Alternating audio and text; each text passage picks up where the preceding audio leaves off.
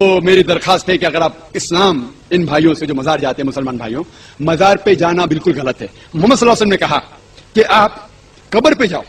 اگر آپ قبر پہ جائیں گے تو آپ کو یہ احساس ہوگا کہ آپ کبھی نہ کبھی مرنے والے تھے، تو اللہ پہ اور یقین کریں گے، آخرت پہ یقین ہوگا. تو قبر پہ جا کے ان کے لیے دعا کرنا صحیح ہے. جو آدمی مر چکا ہے ان کے لیے دعا کرو، ان کو دعا نہیں کر سکتے. You can pray for them not to them, مطلب ان کے لیے دعا کر سکتے، ان کو دعا نہیں کر سکتے. آپ سمجھ رہے؟ وہ بیچارہ شخص مر گیا ہے، اچھا شخص تھا، اس کے لیے دعا کر سکتے اللہ اسے جنت فردوس دے، انہیں نعمت دے، انہیں معاف کرے، وہ تک ٹھیک ہے. لیکن جا کے یہ بولے کہ میرے ایگزامینیشن میں میرے نمبر کم ہے تو بابا نمبر اچھے کر لو، یہ بالکل حرام ہے. شفا قرآن مجید میں کم از کم 25 آیتیں ہیں جس میں لکھا ہے شفا. شفا مطلب سفارش، وسیلہ حرام ہے. 2 آیت میں لکھا ہوا ہے صرف ان کو اجازت ہے جو اللہ تعالیٰ آخرت میں ان کو اجازت دیں گے، وہ محمد صلی اللہ علیہ وسلم آخرت میں. آج کی تاریخ میں ہم محمد صلی اللہ علیہ وسلم سے بھی نہیں مانگ سکتے. باقی لوگ کو تو چھوڑو، سنت اور باقی بابا لوگ کو چھوڑو، محمد صلی اللہ علیہ وسلم کو بھی ماننا ہمارے لیے حرام ہے.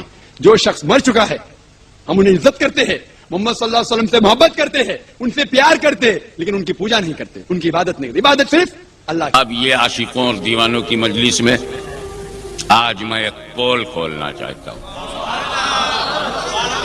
اور وہ بھی ایک ایسی مقدس ترین کتاب کا راز کھول رہا ہوں کہ آپ کو کوئی دھونس میں نہ لے پائے، ڈرا کر کے نہ منوائے، سمجھائے نہ ڈرائے. اور وہ یہ بات ہے کہ قرآن پاک میں 3 طرح کی آیتیں ہیں، 3 طرح کی. ایک تو ایسی ہے کہ ہم ٹرانسلیشن ہی نہیں کر سکتے.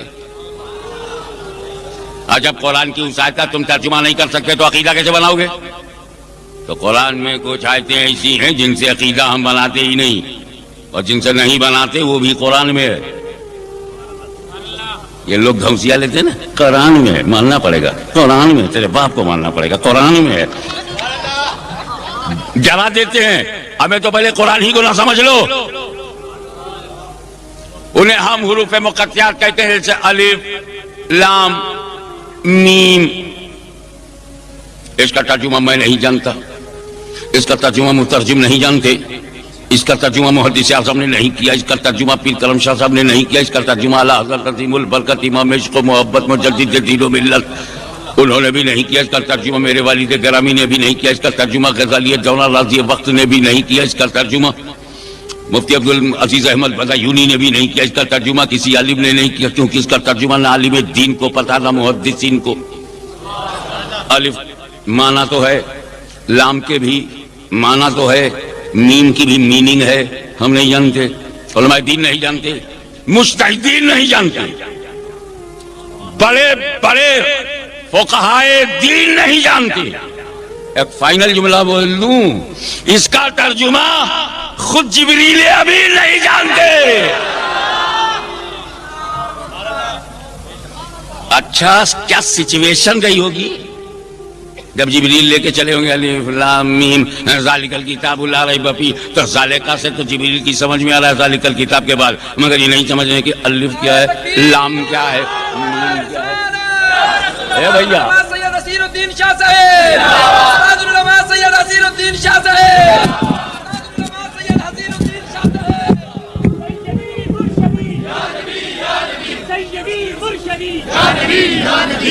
میں نے عرض کیا کہ الف لام میم کاف ہا یا عین صاد ہا میم عین سین قاف. کرو ترجمہ تو جانے. تو میں کہتے کہتے یہ بھی کہہ گیا کہ اس کا ترجمہ علماء دین، تو علماء دین خود جبریل امین نہیں جانتے. الف یہی وجہ ہے کہ جب جبریل علیہ السلام بارگاہ رسالت میں لے کے آئے الف، حضور نے کہا میں سمجھ گیا.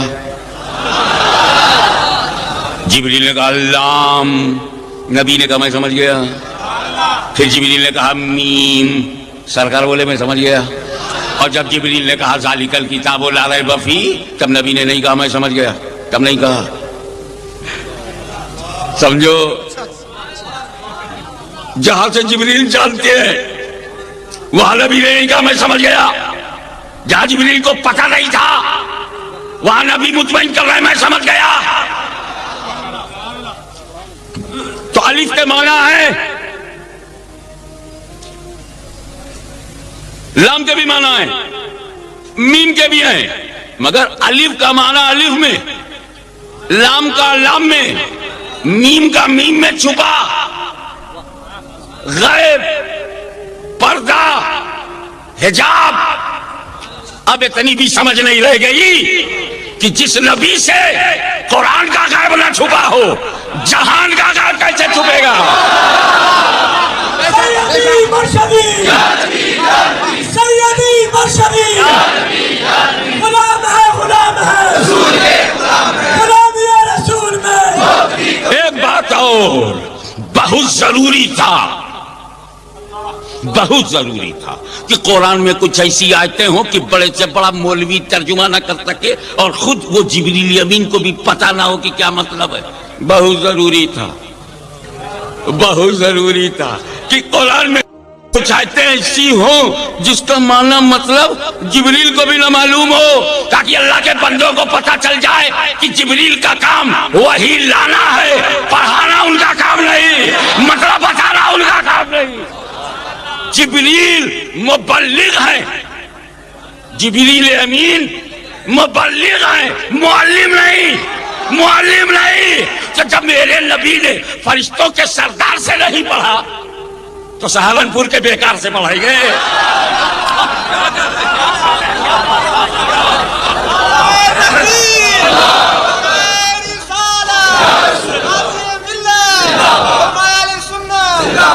علماء کرام اپنی اصطلاحی زبان میں اس قسم کی آیات کو اولاً مفردات قرار دیتے ہیں اور واضح طور پر اسے حروف مقطعات کہتے ہیں۔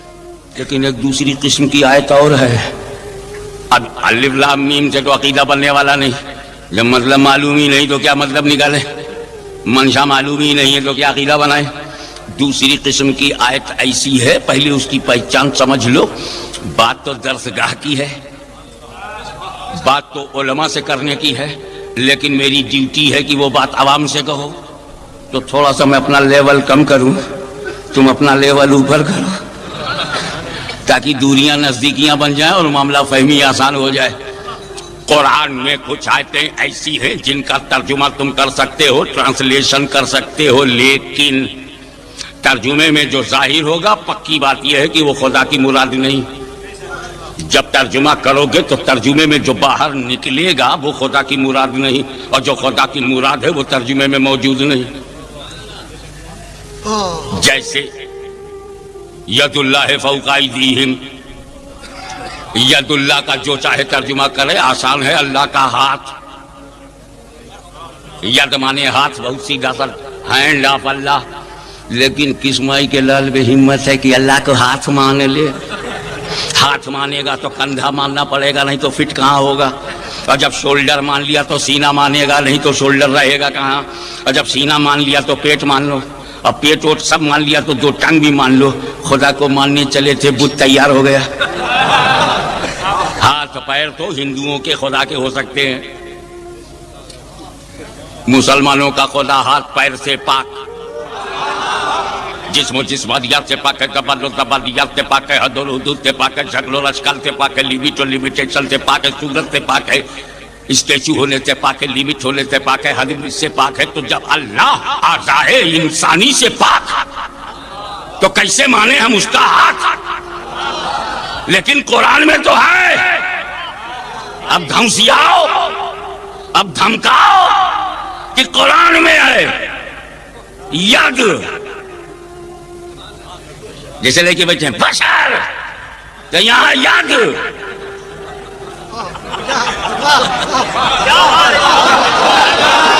قرآن میں ہے بشر تو قرآن میں ہے ید، مان اللہ کا ہاتھ، چھوڑ اسلام کا ساتھ۔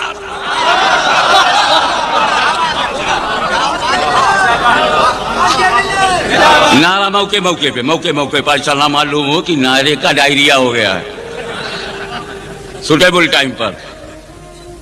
ارے جب مجھے تھکا دیکھو لگا دینا، میں ریسٹ لے لوں گا، rest is the best policy.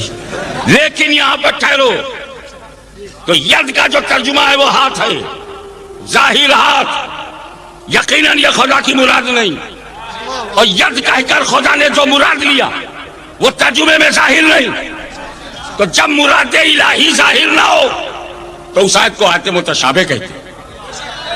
متشابہ کیونکہ اللہ کی مرضی معلوم نہیں, اللہ کی منشا معلوم نہیں, رب کی مراد معلوم نہیں. لفظ معلوم, ید پر میرا ایمان,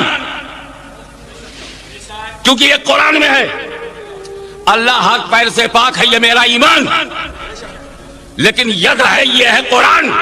نہ ہم قرآن چھوڑیں گے نہ ایمان چھوڑیں گے.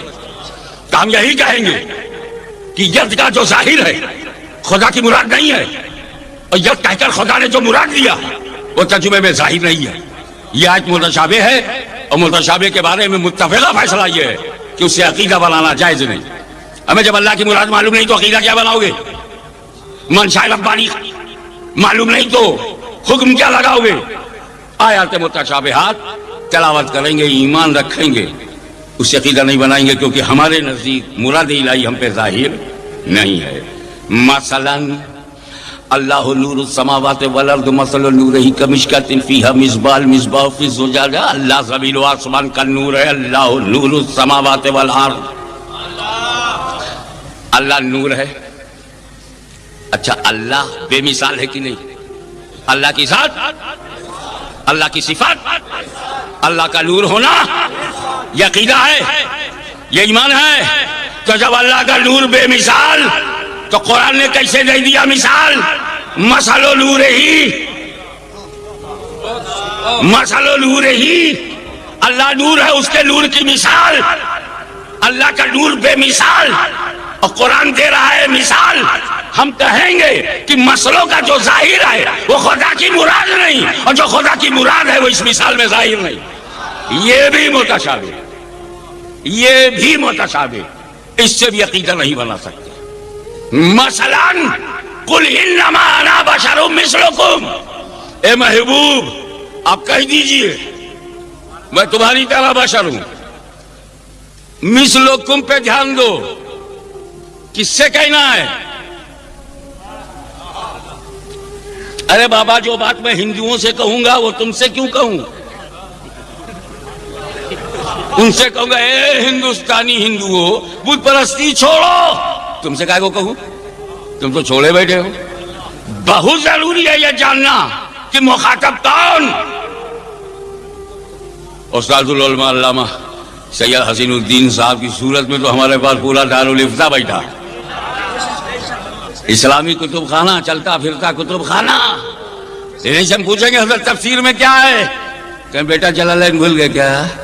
درس نظامیہ بغیر جلالین کے دو جب تک جلال اکٹھا نہ ہو جمال پیدا ہی نہیں ہوتا.